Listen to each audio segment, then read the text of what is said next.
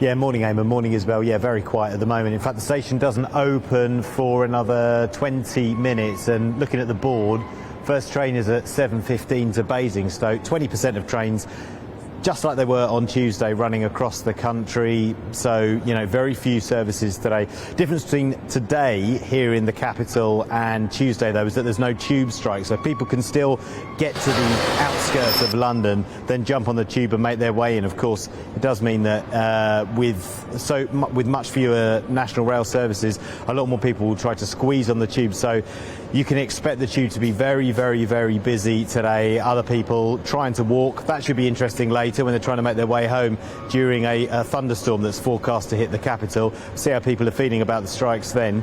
And the alternative, of course, is to take the bike or jump on a bus. So we do expect the other modes of transport in the capital to be busy later. As you say, the two sides at the moment, the RMT and rail employers, they're locked effectively, and one saying to the other that you're lying, and one saying, yeah, well, you're holding up the talks, well, you started this, and they're not really making any progress at all.